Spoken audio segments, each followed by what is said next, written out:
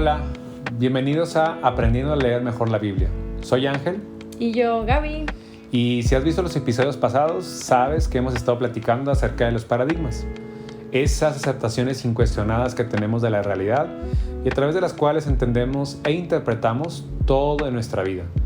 Y de cómo podemos mejor identificar esos paradigmas y ver cuándo nos ayudan y cuándo no nos ayudan a leer y entender la Biblia, como esta fue diseñada para que se leyese y entendiese. Hablamos de cómo hemos heredado un paradigma de tratar a la Biblia como un libro de referencia.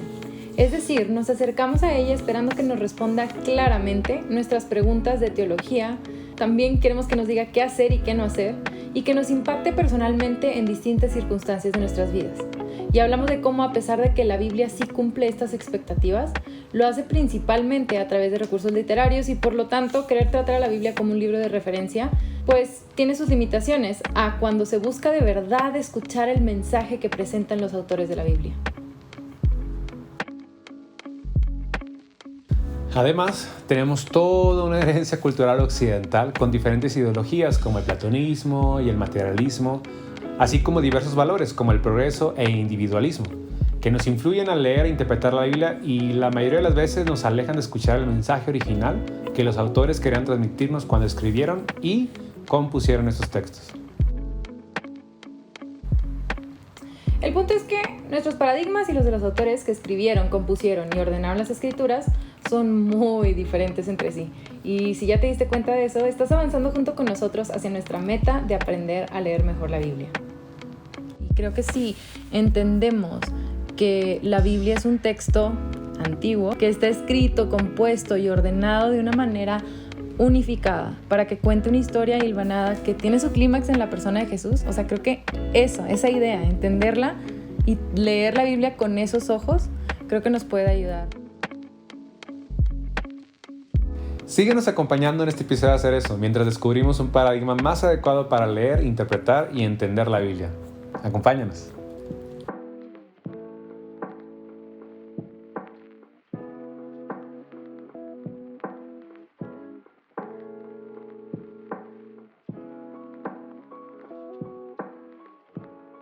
Pues estamos platicando mucho acerca de estos paradigmas que tenemos, que son estas cosas a través de las cuales vemos nuestro día a día, lo interpretamos y entendemos, y la verdad es que no lo cuestionamos, o sea, no estamos todo el tiempo preguntándonos o explicándole a la otra persona, ¿no? De que te digo esto por esto, bueno, normalmente, ¿verdad? Entonces, creo que la pregunta que debemos de hacernos es si estas expectativas que tenemos van alineadas con la literatura bíblica, o sea, si las cosas que yo espero que el texto haga van en línea con lo que los autores que las compusieron esperaron y buscaron que estos textos hicieran. Entonces, yo creo que, para resumir, si la Biblia tuviese un paradigma, o sea, sí lo tiene, nos provee un marco de referencia de lo que es verdadero, de lo que es bueno y bello. Sin embargo, no debemos olvidar que la Biblia creo que lo hace en el marco del contexto cultural de los autores.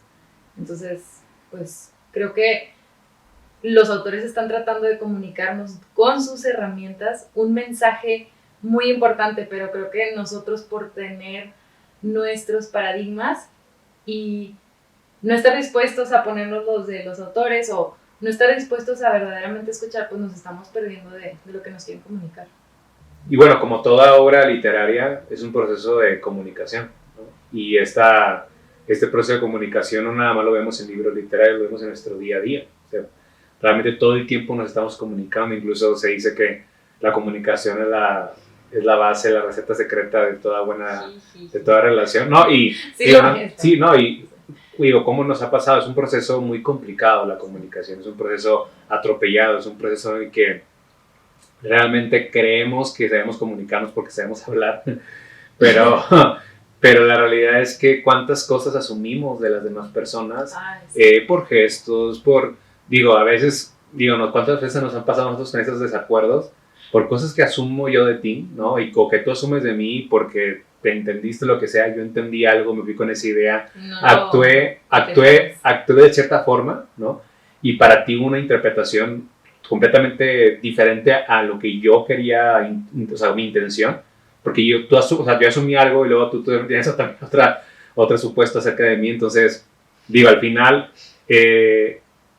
justamente una palabra, un gesto, a lo que sea, de acuerdo al contexto de la situación, puede cambiar radicalmente el significado. Entonces... Sí, eso que pues vivimos juntos, claro, hablamos el mismo idioma. Sí, o imagínate si eso lo trasladamos hacia otros, no nada, bueno, vamos a irnos nada más a la parte hablada, sino que fuera parte escrita. O sea, cuántas cosas, digo, un autor o alguien que escribe una obra literaria tuvo una intención de poner cada palabra, sí, claro, acomodar los capítulos, acomodar los párrafos, los verbos que utilizaban. Incluso yo recuerdo en la prepa que me enseñaban literatura, me hacían estudiar al autor, sí, cuándo claro, nació, qué contexto de guerras, políticos le circulaban al autor, etc. O sea, si no, no podías leer al autor. Exacto. Entonces, como que creo que eso es... O lo podrías leer, pero no lo ibas a entender, o no ibas a entender la profundidad, claro, de lo que estaba haciendo el texto. Sí, y bueno, y eso de alguna forma tiene que ver con tener una comunicación efectiva, ¿no? O sea, sí, no nada más en persona, sino también con el que está escribiendo algo. Digo, tenemos al emisor, el que emite el mensaje, el receptor, el que lo recibe. Sí. Tenemos al código, que es el lenguaje, pero pues también puedo hacer así, decir mi nombre. O sea, y tenemos también al... ¿A poco sí es así? ¿Sí? ¡Ay! Y lo digo que me enseña. Y también tenemos como tal al mensaje, ¿no? El contenido, ¿no? Que está compuesto por símbolos, está compuesto por códigos, y todos estos al final pues están por un canal de comunicación, y que puede haber ruido, o sea, puede haber cosas, sí, que impiden, claro, que la intención del que emite el mensaje no sea recibida correctamente porque recibe el mensaje, ¿no? Y por lo tanto que no hay una retroalimentación adecuada. Es decir, yo estoy dando un mensaje, no está siendo recibido, no lo estás entendiendo, y pues no hay la retroalimentación, o sea, el resultado, la respuesta que yo estaba esperando en, sí, claro, en ese mensaje, ¿no? Y creo que a la medida que nosotros entendamos que, pues para que haya una comunicación efectiva debe haber un código compartido y familiar entre tú, sí, y yo, ¿no? No o sea, nada más compartido, sino que los dos entendamos las mismas cosas por ese mismo código, porque te acuerdas de la vez pasada que estaba en la panadería y que yo tengo mi mañana, claro, de decir que, ¿qué es esto? Cuando algo está muy rico. Entonces yo entré a la panadería y dije, ¿qué es esto? Y obviamente el señor me entiende qué es esto, pero con este gesto y ese tono de voz, pues tú me dijiste que el señor hizo una cara como de que... Porque le hace el feo a mis panes, o sea...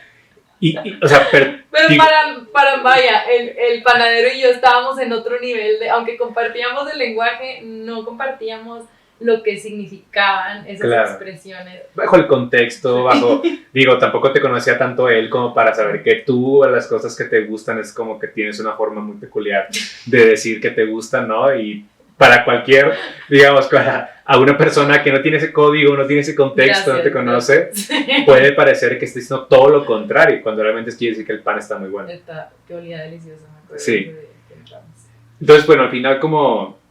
O sea, esta parte es parte, o sea, lo que platicamos es la comunicación efectiva, ¿no? Entonces, si no compartimos el mismo código, yo voy a entender algo completamente distinto. Sí, exacto. No, es importante, completamente distinto a lo que tú quisiste decir. Sí, como el ejemplo del pobre panadero. Como el ejemplo del pobre panadero. Cuando me dijiste fue que, ¡qué rico! Sí, y así como que metiéndole, y digo, eso lo ves con el panadero, ¿no? Pero pues también puedes trasladarlo incluso a lo mejor, no sé, la palabra en regiones, ¿no? O sea, por ejemplo, nosotros en el norte es de que sobres, ¿no? Sí. Y sobres para nosotros significa muchas cosas, ¿no? De que ya está, sobres, ¿no? O de que, sobres, ¿eh? O sea, o como órale, que es, órale. O de que, órale. Sí, ajá. Pero para otras regiones del país es de que sobres es tipo el recipiente de la correspondencia, ¿sabes? O sea, no... Ay, qué broma. sí, muy bien. Pero es eso, o sea... El papelito es el papelito, ¿no? O bueno, eso es ya regional, pero si vamos transcultural, ¿no? O sea, no existen pisos con el número 4. Porque en ciertas situaciones la palabra 4 se pronuncia como she. Sí. Y eso significa muerte, ¿no? Entonces, el 4 para los japoneses es de súper mala suerte. Y nosotros tenemos aquí, tipo, restaurantes que se llaman las 4 estaciones. O sea, ¿sabes? O de hoteles, o así. O sea, como que para nosotros es algo, un 4 es X, sí, ¿no? Entonces, ¿cómo usan las una misma palabra, o sea, un mismo código que es 4? En diferentes idiomas. Para los mexicanos, o transcultural para el japonés, significa algo completamente distinto. Incluso con connotación negativa. Sí, a lo mejor omiten yo decirlo. Puedo decir de que, ay, qué raros, pero eso sería ser muy mal receptor. Y si yo voy a Japón y digo que, ay, qué raros, porque son así, es un número, o sea, supérenlo. Ajá, exacto. Pues me voy a ver muy mal, ¿verdad? Sí. Voy a quedar mal. Exacto. O a lo mejor podría tener otra actitud, más como de, oye, ¿por qué no usan el número 4 en los pisos? ¿O por qué para ustedes significa esto? Y a lo mejor, aunque yo quiera seguir diciendo, ay, aquí es para mí el número 4, pues ya voy a aprender más y voy a entender por qué para ellos es o no es importante. Y te vas a poder entender, vas a poder tener una relación, vas a poder convivir con esa cultura. O sea, digo, esto lo estamos viendo ahorita transcultural, misma era, ¿no? Imagínate contar textos que fueron escritos no ni siquiera transcultural, sino hace miles de años. Sí, y que lo que estamos entendiendo es que se están tratando de comunicar, o sea, no nada más es un libro mágico, o sea, es un acto de comunicación. Entonces, tenemos que asumir que así como en el mismo matrimonio, deja tu cultura, es Japón, o sea, en el mismo matrimonio hay retos comunicacionales, pues en este esfuerzo de comunicación con los autores de la Biblia va a haber muchos retos. Sí. Entonces, creo que tener una empatía, creo que es un valor súper importante a desarrollar en la vida en general, pero creo que en la comunicación es muy valioso, o sea, y podemos aplicarlo con los autores de la Biblia. Es como, en lugar de pensar, qué raros, ¿por qué pensaban que la tierra era plana? Qué atrasados, qué poco, no sé, en lugar de juzgar desde mi lenguaje o desde mi entendimiento, desde mis aceptaciones, desde mis paradigmas, puedo preguntarme, ¿cómo puedo mejor entender a estas personas? Creces, aprendes. Sí. Y si no, vives bajo una actitud egoísta como que tus preceptos, tus suposiciones de la vida, tus paradigmas son los mejores.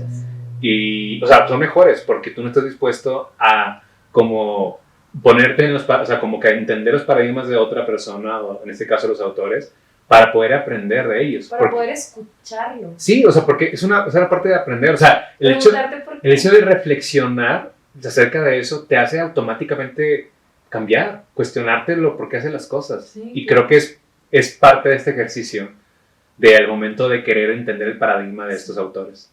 El poder reflexionar acerca de tus propios comportamientos y más que compararte, más que juzgar, es el poder como que esta misma mensaje haga algo en ti. Claro.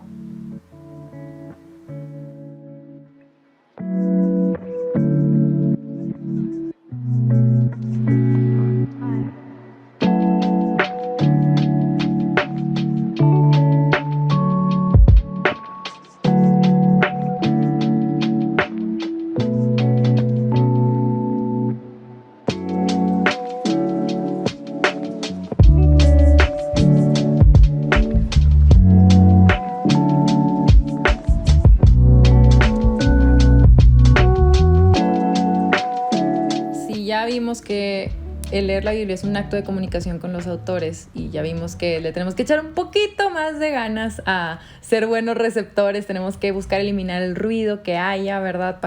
De diferencias transculturales y sobre todo creo que darnos cuenta de que tenemos un paradigma distinto al que la Biblia está tratando de presentarnos. Creo que ya con eso nos pone en el lugar correcto para aprender ahora sí qué paradigma sí me va a servir para poder aprender a leer mejor la Biblia, para poder de verdad escuchar el mensaje. Y creo que si entendemos que la Biblia es un texto antiguo, como terminamos siempre remarcando, que está escrito, compuesto y ordenado de una manera unificada para que cuente una historia hilvanada que tiene su clímax en la persona de Jesús. O sea, creo que esa idea, entenderla y leer la Biblia con esos ojos, creo que nos puede ayudar a que este proceso de comunicación no encuentre tantos obstáculos y poder, de verdad, como es nuestra convicción, escuchar a la mente de Dios a través de estos autores que compendiaron y escribieron estos libros hace miles de años y sin embargo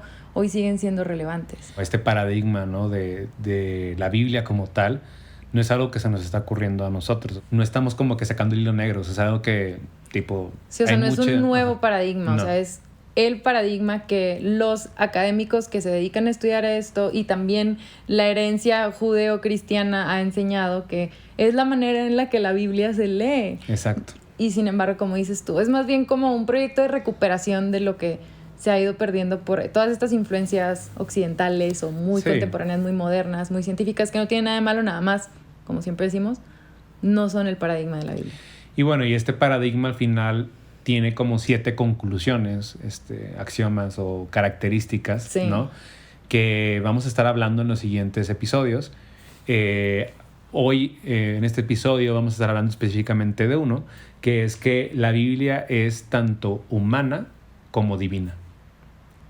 Suena algo que ya he escuchado, pero no sé por qué como que ya suena controversial.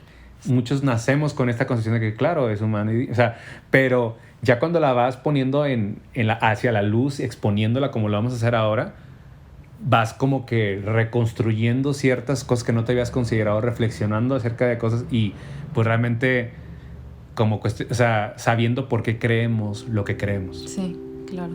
Que creo que es muy importante tener eso claro.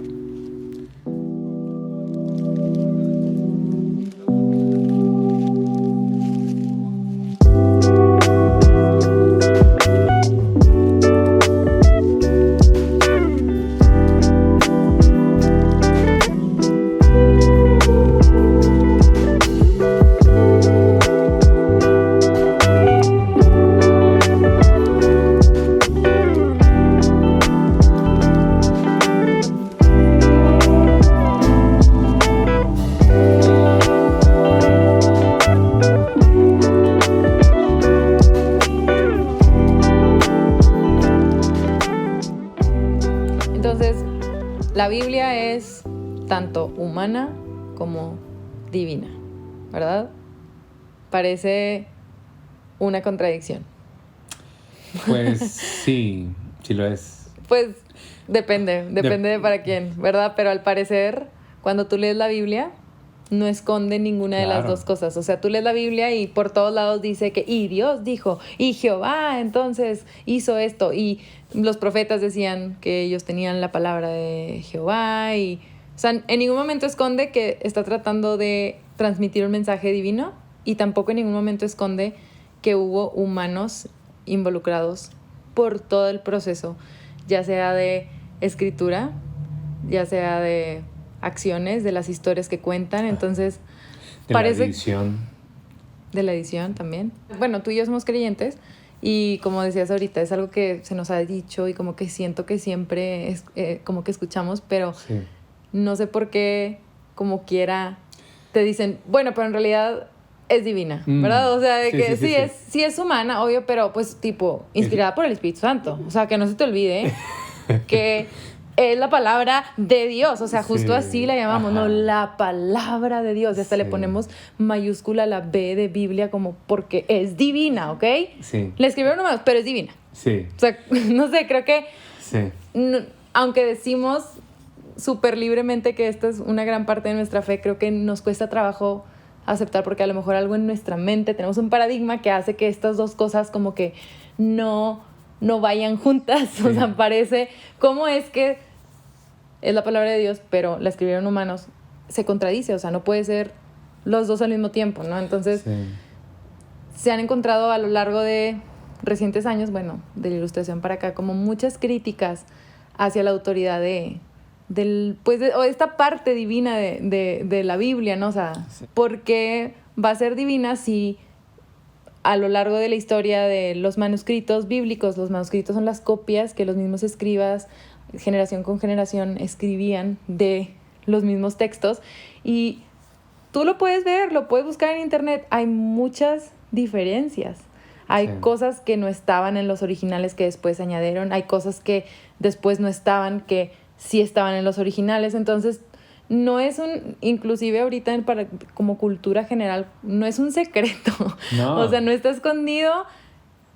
Claramente hubo un proceso de edición en el que estuvo involucrada la mente humana, y eso, la verdad es que, pues, bueno, ahorita ya un poquito como que lo entiendo, pero me costó mucho trabajo como digerir eso. Sí, como tú, hay muchas personas que les causó crisis de fe y les está causando crisis de fe, ¿no? O sea, de que no pueden conciliar que es un texto divino y a la vez claramente hay una, puedes tú seguir esta huella humana en toda su composición, en toda su escritura. Entonces, como tenemos toda esta lente moderna, ¿no? Moderno, simplemente no podemos concebir que estas dos cosas puedan convivir, puedan ser ciertas al mismo tiempo. Sí, claro. Entonces... Sí, pues la lógica te dice que una cosa es solo una cosa, no puede ser dos cosas al mismo tiempo. Por ejemplo, el caso del materialismo, cómo nosotros conceptualizamos que las cosas que vemos tienen una razón, una causa, ¿no? Sí, causa-efecto. Causa-efecto, ¿no? Entonces, de la misma forma, cuando nosotros nos enfrentamos a la Biblia como tal y al concepto de que es divina, consideramos que tiene que haber, no puede haber una causa material. Claro. Que para la cual se escribió ese texto, porque de otra forma entonces... No es divino. No es divino, es meramente... Sí, o sea, porque yo puedo decir causa y efecto y puedo rastrear hasta su origen y decir, esto es humano, no divino. Y pues, por lo tanto, si no es sobrenatural, entonces no es divino. O por otro lado, ¿no? El dualismo que de alguna forma nos va moldeando para pensar de que Dios está, digamos, en otro lado y es muy otro, y su intervención en conceptos humanos es solamente a partir de romper leyes naturales. Los llamados milagros. Milagros. ¿No? Y si no es a través de un milagro, entonces realmente Él no está actuando, porque justamente buscamos que haya una causa natural, ¿no? Por la cual... o más bien, si hay una causa natural, pues es una causa natural. O sea, es la naturaleza, es la injerencia humana, no la divina. Y de alguna forma estamos como asumiendo que Dios no puede actuar a menos que sea a través de algo sobrenatural, algo en el que el humano no esté interviniendo. Sí. O sea, y es algo, o sea, que dices tú, es algo fuerte, porque justamente con esta intención tal vez de querer enfatizar la autoridad de la Biblia, hemos enfatizado mucho en que es divina, o sea, de que es la palabra de Dios, es o sea, como que no puedes cuestionarla. Esta intención nos ha llevado a que ni le muevas, o sea, o de que no vayas a ver cómo está compuesta. Pero es algo muy reciente, porque realmente, como hemos visto, o sea, la Biblia misma no está ocultando esto, expone esto. No, y me encanta esto que dices porque creo que va muy en línea con lo que estamos convencidos de ir haciendo, ¿no? De cuestionar nuestros paradigmas. Y con todo esto que estás diciendo y que la verdad, yo digo, pues sí, no hay fallo en su lógica, o sea, pues ¿cómo puede ser divina y si hay una causa humana? O sea, no entiendo, pero creo que debemos de ir todavía un poco más allá de decir, es que así es, decir de que, bueno, yo estoy asumiendo que para que algo sea divino, no puede haber causa humana. Exacto. Entonces, cuando ya llegas a que tú dices, esa es tu como conclusión que está influenciada por el materialismo, por el dualismo, por como la ilustración, la razón. Entonces, cuando tú te das cuenta que, esa es mi conclusión, eso es lo que yo estoy asumiendo, creo que te puede ayudar a decir, ¿qué asumían los autores bíblicos? Como para que no les importara poner estas dos cosas al mismo tiempo y que no tuvieran miedo de pensar, a ver, escóndele ahí, mejor bórrale Moisés y ponle puro Jehová para que no vaya a quedar duda alguna de que no es el hombre, sino Jehová quien se lleva toda la gloria, o sea. Y no, o sea, tú ves un chorro de pasajes, igual ahorita estaría padre leerlos, en donde Jehová, hombre, persona que Dios está usando en ese momento, son como casi usados igual, o sea, de pronto se dice Dios, ¿no? Intercambiablemente, exactamente. Entonces, creo que es desafortunado que haya estas crisis de fe porque surgen debates a lo mejor hasta innecesarios al darte cuenta de que, pues, si nada más escuchas cuál es el paradigma de los autores de la Biblia, que son la gente responsable de darle origen a estos textos, y para ellos no es un problema, entonces ¿por qué yo tengo que seguir haciendo que sea un problema? Sí. Entonces, no estoy diciendo que, dejes tu lógica, no, simplemente que puedas lo que hemos estado haciendo ahorita. Buscar, escuchar, comunicarme efectivamente, escuchar de verdad a los autores lo que me están tratando de decir, y para ellos creo que no era una contradicción. Sí, y de alguna forma como que esto dejan descubierto que al final es una dicotomía falsa, de decir, bueno, entonces o es divina o es humana. a ver, no, como que, ¿por qué no las dos? Exacto. ¿No? Y esto es como que algo que ha causado mucho conflicto, ¿no? Y ha habido un debate interminable en esto de que, no, si es divina, entonces no es humana. Entonces todo esto ha causado muchas divisiones, muchas fragmentaciones en la fe. Y cuando realmente Dios, como hemos platicado y hemos conversado, o sea, Dios no oculta que Él quiso aparentemente utilizar al ser humano y el proceso humano de la comunicación para poder transmitir un mensaje eterno, ¿no? Y cómo Él quiere comunicarse a través de seres humanos, de la complejidad, de la particularidad. Sí, como que esperamos nuevamente tratando de examinar el paradigma, ¿no? Entonces si decimos, pues es Dios, tiene que ser un ser perfecto, claro, lo que sea que eso signifique, ¿verdad? Entonces, pues sus palabras tienen que ser perfectas. Entonces, cuando ves que hay un chorro de modificaciones en los textos y variaciones entre los manuscritos, es de que, pues entonces no es perfecto, entonces no es de Dios, ¿verdad? Pero, cáchate, tú estás asumiendo una cosa de Dios. Exacto. Y Dios está diciendo, amigo, amiga, queridos, hijos míos, yo no soy así. Sí. Yo soy alguien que decidió formar a los seres humanos, o al menos eso nos cuenta la narración de la creación, y decirles, quiero que me representen. Reinen, gobiernen. Exacto, o sea, como que les dio así de su gobierno, de su autoridad. Y no sé por qué, o sea, yo siempre digo estas herejías y perdóname, Señor Jesús, si lo hago, pero digo que se me hace una muy mala idea. O sea, si crees a un ser que no es perfecto, ¿por qué le das de tu autoridad? Y que Él cuente tu historia. Ay, ay, ay. O sea, le estás dando la responsabilidad a este ser humano imperfecto para que Él cuente tu historia. ¡Wow! Bueno, qué honor, pero al mismo tiempo qué peligro, ¿no? Y creo que ahí en esa misma como que lo que nos da a nosotros de que, ay, no voy a ser el diablo. Que justo es esta misma desconfianza que nos ha enseñado la cultura a tener de nosotros mismos. De, no, pues porque el hombre es imperfecto, tú te vas a equivocar, tú vas a lastimar, Y sí, la verdad, ves la historia de la humanidad y sí, somos así. Pero de alguna forma Dios no nos creó para ser así. Y creo que es a través de... Sí. Muy, muy importante eso que dices. O sea, Dios nos creó así.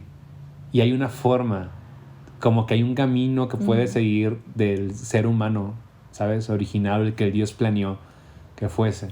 Y creo que, o sea, esta mente maestra que se aventó o fue valiente en querer hacerlo a través de este proceso, creo que también es parte del mismo mensaje. Exacto, que quiere transmitirnos. Exacto. O sea, de que Dios en su mente tiene un propósito para, como que original del ser humano, y creo que es parte de lo que vamos a estar comentando más acerca de cómo para los autores de la Biblia esto no era algo ajeno. O sea, ellos sabían que Dios tenía un plan con el ser humano y que Él actuaba, o sea, hacía realidad su voluntad a través del ser humano.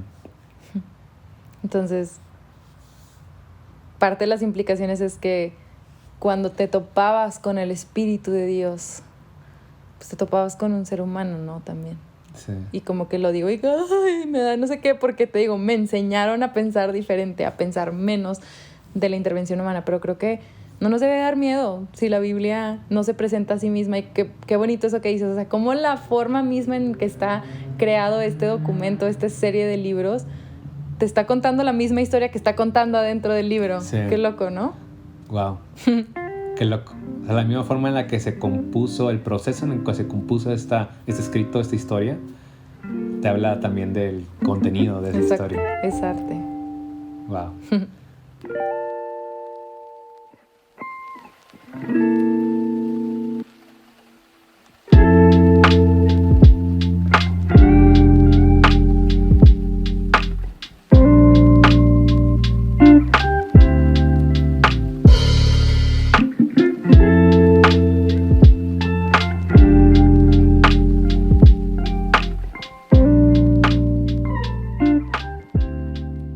Creo que todo esto que tú estabas mencionando, estas crisis de fe que de pronto tenemos, o incluso debates en cuanto a si la Biblia es divina, si no es divina, si es humana, lo que sea, creo que nacen a partir de una idea o una concepción un tanto deficiente de cómo estamos esperando que Dios actúe, como decíamos ahorita. O sea, no ser algo causal, o sea, que causa y efecto, que no pueda rastrear la huella humana, porque si no, entonces no es divino. Creo que pensar eso es lo que ha provocado como que malinterpretemos a la Biblia. O sea, creo que la Biblia, los autores de la Biblia estaban tratando de dar un retrato de Dios distinto al que estos lentes, justo que decías, materialistas, más dualistas, nos están presentando, nos están haciendo que interpretemos. O sea, porque de hecho desde el principio, como decíamos ahorita, el Génesis nos está tratando de platicar que Dios, o sea, como que está describiendo cómo es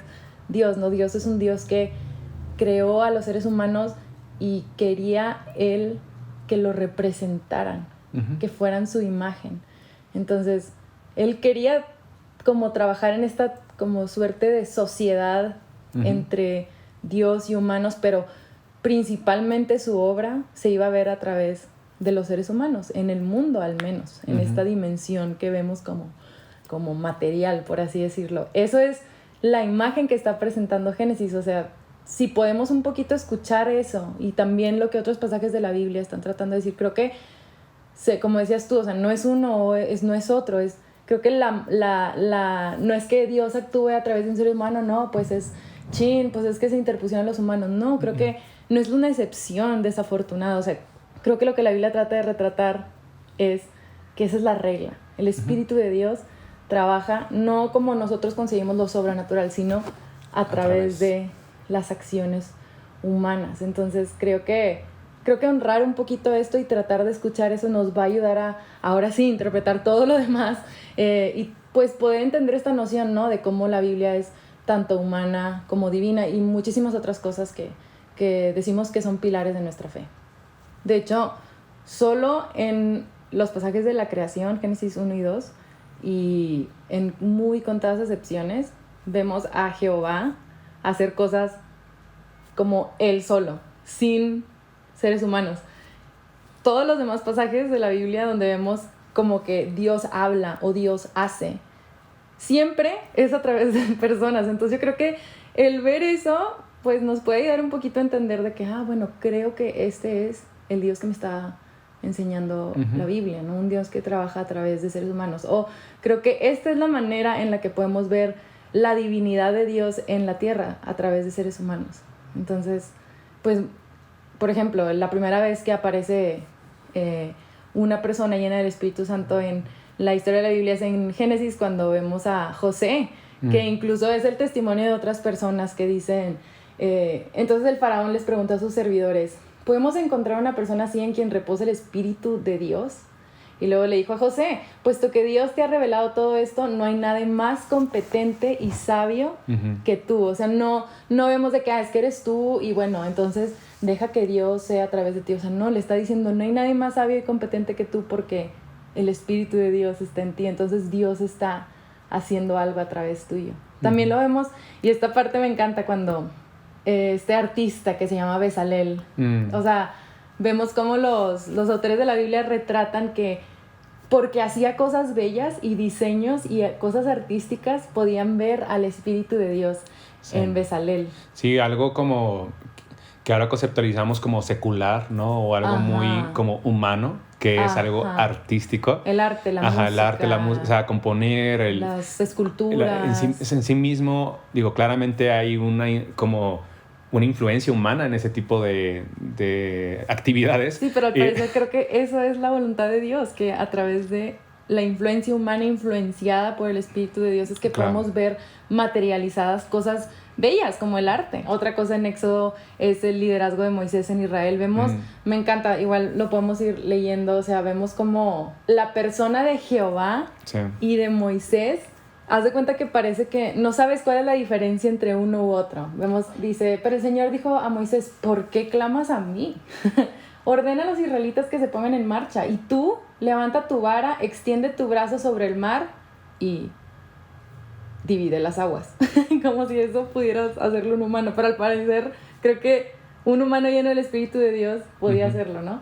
Para que los israelitas lo crucen sobre terreno seco. Dice, yo voy a endurecer el corazón de los egipcios para que los persigan. Voy a cubrirme de gloria a costa de Faraón y de su ejército y de sus carros y jinetes. Cuando me haya cubierto de gloria a costa de ellos, los egipcios sabrán que yo soy el Señor. Y luego vemos en el 21, dice, Moisés extendió su brazo sobre el mar. O sea, aquí está diciendo, Moisés hizo esto. Y el Señor envió sobre el mar un recio viento que lo hizo retroceder, convirtiéndolo en tierra seca. Y luego dice en el versículo 30, ese día el Señor salvó a Israel del poder de Egipto. Y vemos muchas veces en otros salmos donde recuentan justo esta historia, dicen, Jehová abrió el mar. Pero entonces aquí dice, Moisés extendió, y luego Jehová le dice a Moisés, tú parte las aguas. Entonces como que, a ver, ¿quién lo hizo, Moisés? No, ¿O Dios? Los dos. Creo que lo que los autores de la Biblia están tratando de decirnos es que no hay diferencia. O al menos eso es, y ya después vamos viendo que la esperanza de los profetas y las personas que después siguieron escribiendo la Biblia es que hubiera una persona, un profeta que se levantara en Israel, un profeta como Moisés. Sí. Alguien que fuera uno con Dios. Sí. No, o sea, como los mismos jueces y reyes daban esa... Mencionaba cuando el Espíritu de Dios venía sobre ellos y los hacía hacer hazañas o conquistar reinos o ganar batallas o... Leemos cosas como el Espíritu de Dios estaba sobre o vino sobre o bajó sobre, y creo que, bueno, yo como muchas veces me lo he escuchado enseñar, es como no, como que venía y se iba y venía y se iba, pero no, es como al parecer es la forma como clave en el que los autores te estaban diciendo, mira, aquí está Dios haciendo algo. Los hints. Sí, está Dios... o sea, cada vez que utilizaban ese lenguaje estaba diciéndote, es Dios mismo el que está haciendo esto, pero es un ser humano. Exacto. Dios a través de un ser humano infundido por su Espíritu Santo. De alguna forma, o sea, para los hebreos de ese tiempo, realmente el actuar de Dios era a través de las cosas naturales. Exactamente. Y no... de lo que nosotros consideramos. Ajá, bueno, sí. Ajá, y no a expensas de esto. O sea, todo lo que sucedía en su realidad es Dios actuando. Claro. Entonces...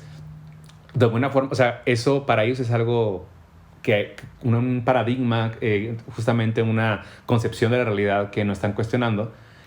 Pero para nosotros, de alguna forma, lo que me llama la atención es cómo a veces en nuestro día a día, en nuestras oraciones y todo, buscamos como que esta intervención divina. Ajá, de que Dios, por favor, hazlo tú, que no sea yo. Y Dios de que, o sea, que seas tú para que pueda ser yo. Claro. ¿No? O sea, pero que seas... el tú que yo te creé para hacer. Exacto. ¿No? O sea, como lo que platicábamos hace ratito, ¿no? Entonces, creo que el pensar así nos puede ayudar a que tenga sentido todas las cosas que decimos que creemos, ¿no? Que Jesús es Dios y es hombre y que nosotros mismos también hemos sido llamados a precisamente continuar esta obra. Y creo que tener esta como imagen como muy... tratando de marginarnos a nosotros, de flagelarnos, de dejar...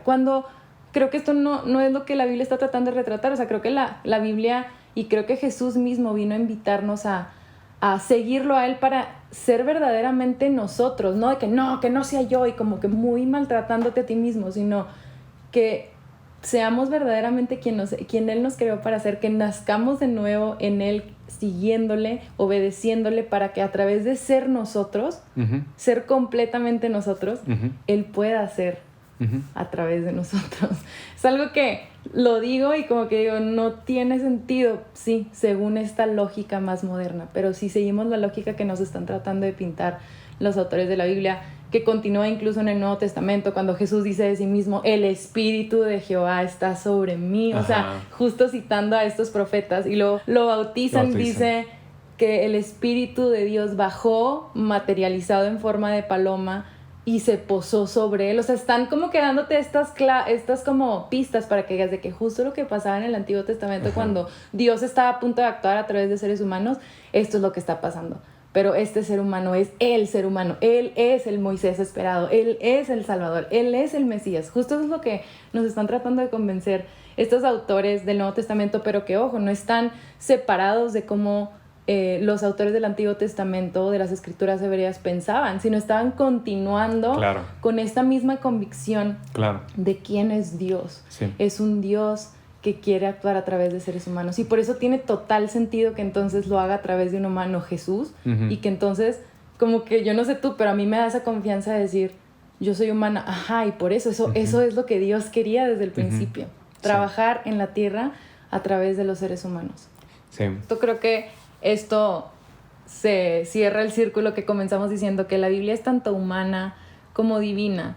O sea, creo que si entendemos entonces, esto fue como que lo hicimos súper rápido, pero creo que nos puede dar unas pequeñas pistas de lo que la Biblia misma dice de sí misma, de quién es Dios y de cómo Dios actúa. Entonces, si lo que estamos entendiendo es que Dios actúa a través de seres humanos, entonces como que creo que es hasta lógico pensar que pues iba a comunicarse a través de seres humanos, no a través de algún alienígena o a través de algo que no fuera la cultura, que no fuera el idioma de ese tiempo. Entonces creo que esperar que lo hiciera de otra forma es pues esperar que otro Dios actúe y no Jehová, no el que está retratándonos la Biblia. Entonces creo que simplemente honrar eso. Entonces si estamos hablando de comunicación efectiva y estamos entendiendo, bueno, Dios actúa a través de seres humanos, Dios se comunicó conmigo a través de seres humanos, eso es lo que la fe cristiana nos ayuda a entender.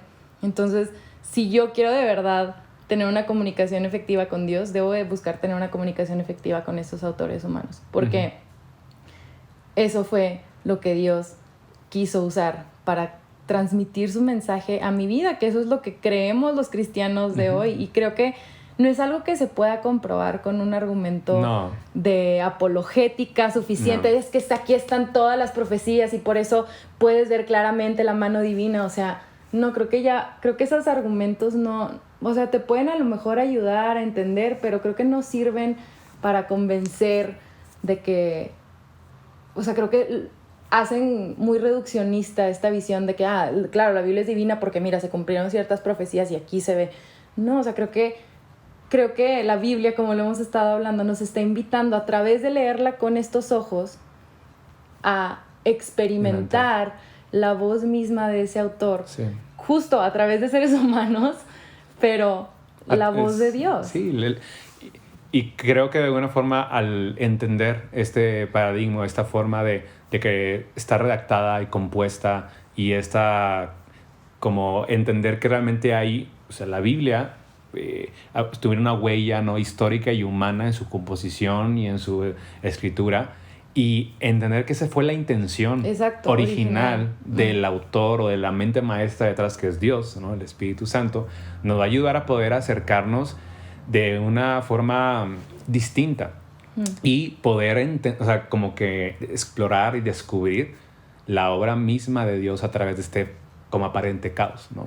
Y entender que también es una obra con muchas capas, o sea, así como nuestras conversaciones y nuestros humanos somos tan complicados y complicamos las cosas, entonces es un texto con muchas capas y es un texto que no podemos nada más tomar y querer como sin ningún tipo de herramientas poder interpretarlo, ¿no? Entonces el hecho de tener este tipo de cambio de paradigma nos va a ayudar a poder ser más estar más cerca de la intención original del autor.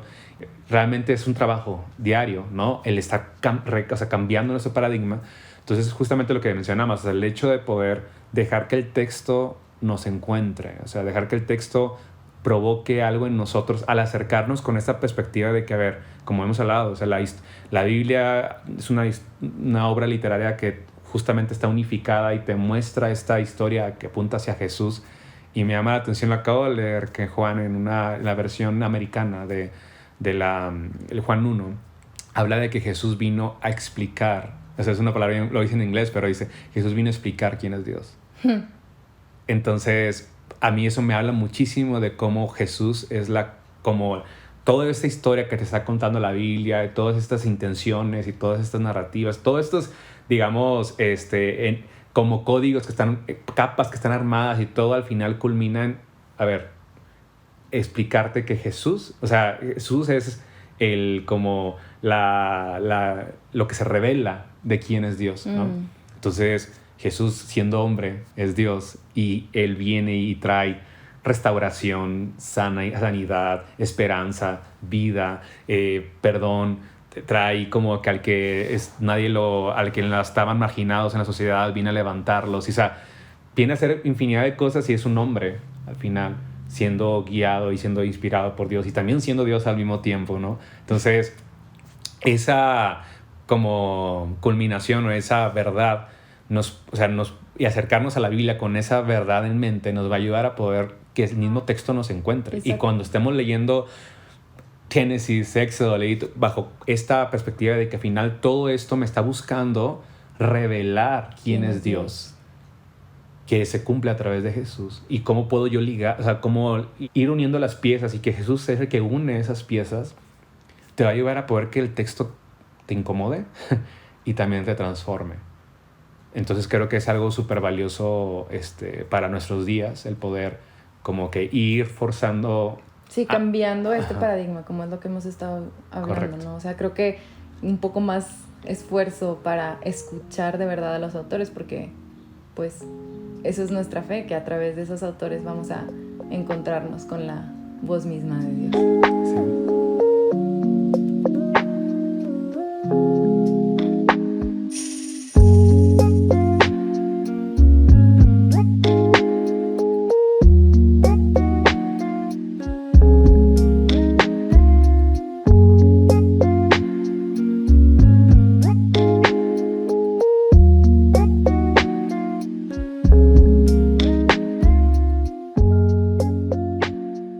Ya vimos que este no es un nuevo paradigma, sino estamos tratando de recuperar el paradigma que los autores mismos de la Biblia tenían al escribir y al leer la Biblia también después en los primeros siglos de esta fe. Entonces hablamos hoy de que la Biblia es tanto humana como divina. Este fue el primer pilar y vamos a seguir platicando de los siguientes 6 en los siguientes episodios. Pero bueno, mientras tanto, unas recomendaciones. La primera es que debemos de acercarnos, ¿no?, con humildad a estos textos y como ir haciendo estos ajustes de nuestros propios paradigmas que ya hemos hablado en los anteriores episodios, y ahora como vamos descubriendo, como detallando todo este nuevo paradigma, bueno, no bien este paradigma que ya existía desde los autores, y que en la medida que con disciplina, con perseverancia, estemos estemos metiéndonos a poder como ir cambiando poco a poco nuestro paradigma, creo que nos vamos a enriquecer muchísimo y vamos también a ser transformados, y simplemente nuestra vida va a ser como este shalom, con esa plenitud de lo que Dios tenía planeado para nosotros.